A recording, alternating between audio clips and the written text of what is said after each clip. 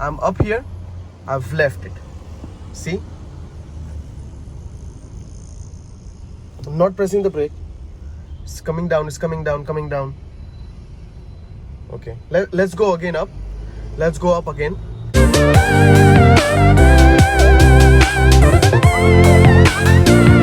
Hello friends, welcome back to the channel. This is a video on demand. You have demanded for this video and I've came with this. Today we are gonna see how hill climb assist works in cars. So today I'm sitting in the Honda City 2020 5th generation ZX top end model. This is automatic CVT. A lot of you have asked me to make this video for the hill assist. In 2021, if you say that there are many cars in today's era which are inbuilt coming with a hill climb assist, same like this car as well. So we are gonna test out. We will see parking or somewhere where we have a hill kind of stuff, and then we will see how it holds back without me pressing handbrakes or brakes or changing the gears to the parking. I won't do any of this. I'll just climb it and leave it, and let's see if it comes back down or not. So guys, the hill climb assist, it's not something that you have to activate yourself. It is an inbuilt feature what cars have, and it will basically judge when you are climbing up the hill, and as soon as you leave the brake, it will stop right there for a few seconds. In the manual as well, it works, but it is more practical when you're driving in automatic. But yeah, if you are, there is a railway track and you have a level guarded closure in front of the railway track, and then everybody's standing over there, or there is a traffic signal light where there is a kind of hill, and then you have stopped over there with other cars, and then as soon as the green light opens, if someone at your back is standing close to you, then there are chances that without hill climb assist you will touch the back car. So in this scenario, it won't happen. It stays about 4-5 seconds at least, so that you have time to press the gas or the accelerator to go forward. As you can see, we have got this kind of parking over here. We'll take the car up.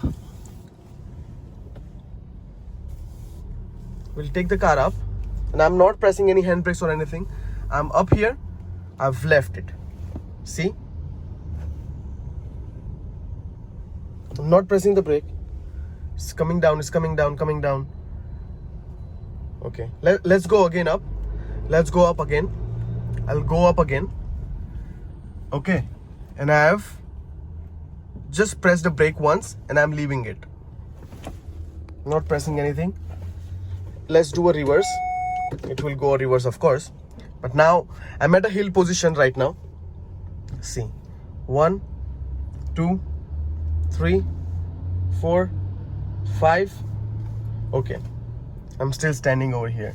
It's kind of hill. Let's go a little bit more back and see. Let's put back in the D, and let's see. Brake is pressed and I'm leaving it. I'm still up. If I push it, so see. So at least for 4 to 5 seconds I was up there, as you just saw. At least for 4-5 seconds you have a chance. Here itself, if it's a very deep dive, then you can expect it to stay about 3 seconds at max.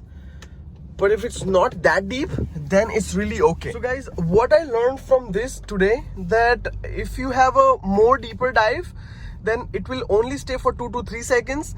And if it's normal, and once you go up the hill and press the brake and then leave it slightly, you leave the brake, it will stay up there for more than 5 seconds for sure. But if it's deep dive, then it will stay only for 2-3 seconds.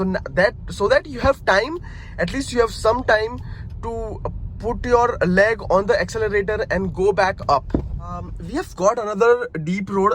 It's not that deep. it's just normal. So I will demonstrate over here, because most of the traffic signal will have only this kind of hill and not so much which we did before. So I think this will be much better for that. Yeah, that was better as well, for sure. So that gave a more clarity about that particular thing. But now we will do here as well, to see how that works in this kind of situation. So I'm going up like that. I pressed brake, applied my brakes, and now I leave the brakes, and see, I'm still there. It's not going down. That's really good. It's not going down. If I put it into the reverse, then definitely it will start going down, because automatics have a raise, automatic raise when you do. So when you do a reverse, it will already take you down. Even for the D, it will push you up. So right now I'm in the D, see, and now if I put back in the neutral, we will see how that works. It's going down. So if you're in the hill and if you put D, then it will stay up, of course. But yeah, if I put N and then keep pressing the brake, I'm up. Now I'm pressing the brake, I've left the brake, it will go down. Press D, it will slowly come down. You saw that? So hill climb assist in a deep dives, it's not that useful, to be honest. But so yeah, if you're talking about normal traffic signals or the rail tracks where you're standing over there, it will at least give you a buffer time of 4 to 5 seconds at max. But if you put in the D, if you keep that in the D mode, then it will definitely stay for 10 seconds as well.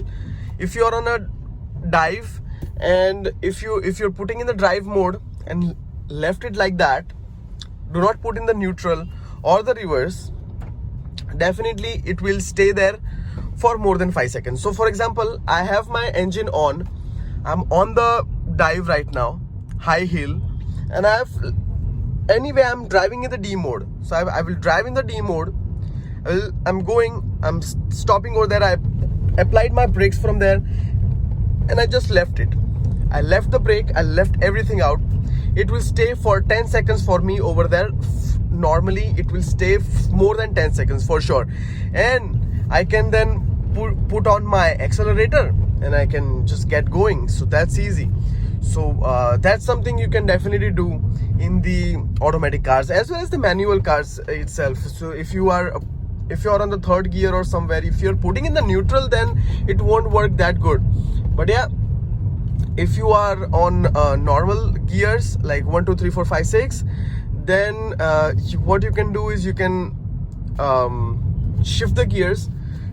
If you're on 3, then put in 2. It will at least stay for 3-4 seconds, and then you can go ahead. So that won't be a problem. It will not go down immediately. It will at least give you a hold for a couple of seconds, or 3 to 4 seconds at least in the manuals as well. So yeah, that was the case with the hill climb assist.